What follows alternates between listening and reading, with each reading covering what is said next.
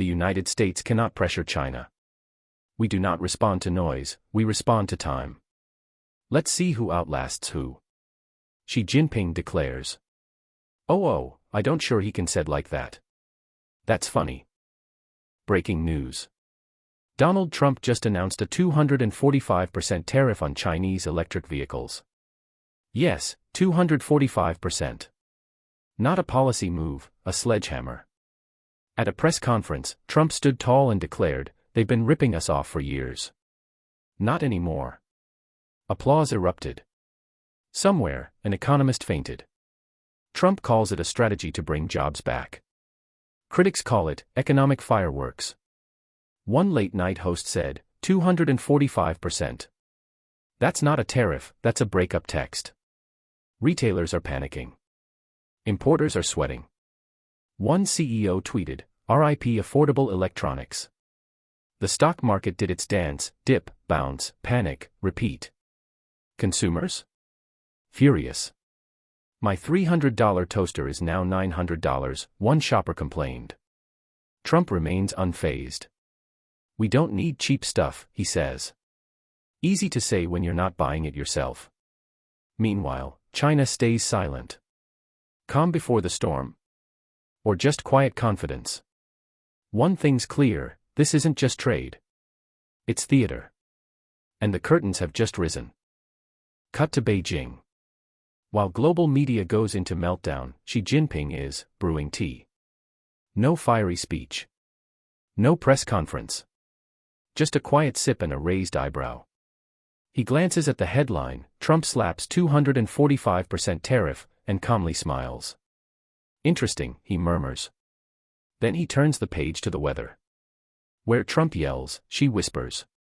Where Trump blusters, Xi floats. A meme is born, when Trump fights, Xi meditates. Inside Zhongnanhai, aides ask if they should respond. Xi replies, "Why interrupt a man while he's making a mistake?" He doesn't tweet. He doesn't threaten. He just waits. Because in chess and trade wars, silence can be the sharpest move. Meanwhile, Chinese state media runs a single, understated headline, "US adjusts import policy." That's it. No drama. Just shade. In private meetings, she outlines long-term strategy: shift exports to Southeast Asia, tighten grip on rare earth minerals, invest more in Africa. Calm. Precise. Calculated. He leans back, watching US news channels explode. "Let them perform," he says. "We'll build." And as Wall Street trembles, she takes another sip. It's oolong. Strong. Steady. Just like his game. The ripple effect was instant. Within hours of Trump's 245% tariff announcement, world leaders scrambled. Brussels called an emergency session. Tokyo initiated crisis talks. Ottawa tried to stay polite, but even Canada was sweating. In a hastily arranged Zoom meeting dubbed the Panic Panel, diplomats from around the globe logged in from different time zones, some in suits, some still in pajamas.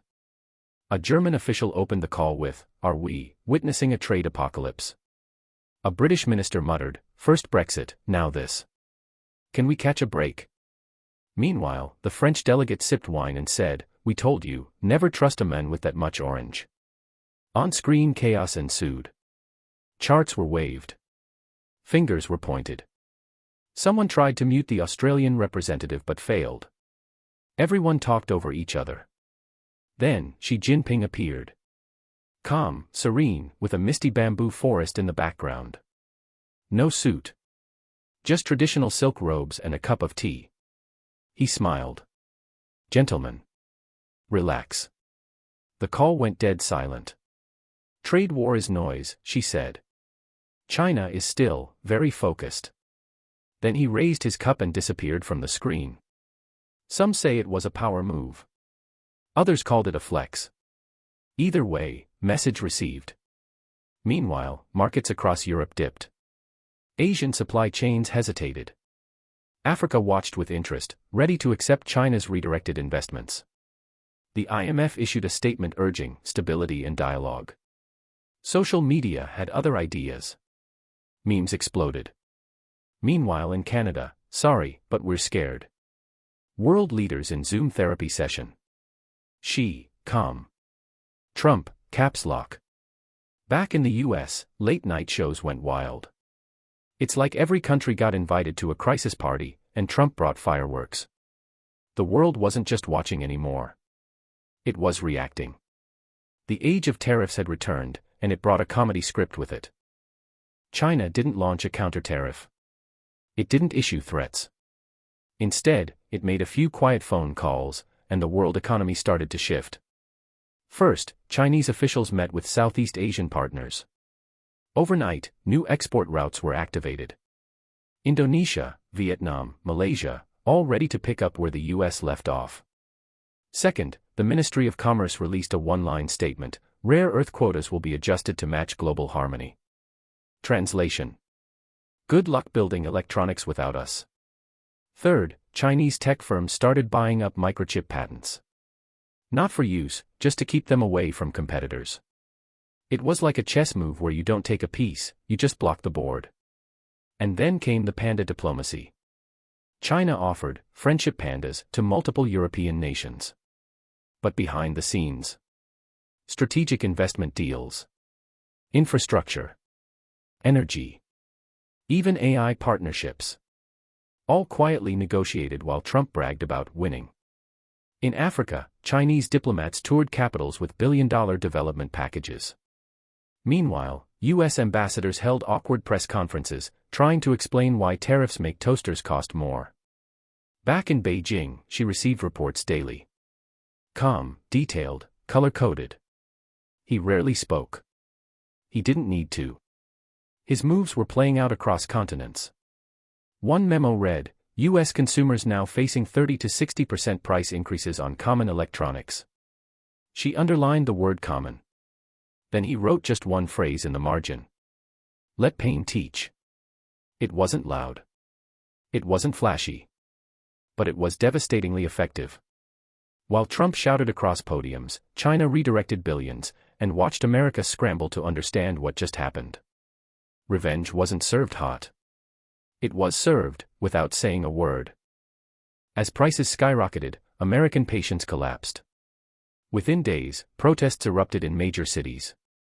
Not against China, but against Trump's tariffs. From San Francisco to Cleveland, citizens held up handmade signs. $9.99 toaster. I miss cheap noodles. Tariffs equals taxes, just sayin'. Some dressed in banana suits labeled, import bananas, others wore shirts reading, make toasters affordable again. The movement caught fire on TikTok, #TariffTantrum. A woman in Texas shouted to reporters, I can't afford eggs and electronics. A man in New York screamed, Trump, calm down, bro.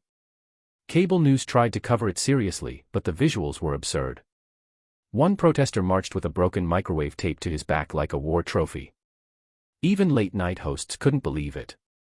America, where our trade policy creates more costume parades than Comic-Con, one joked. The message was clear: while Trump fought a global war, Americans were losing the kitchen battle. And no one messes with breakfast.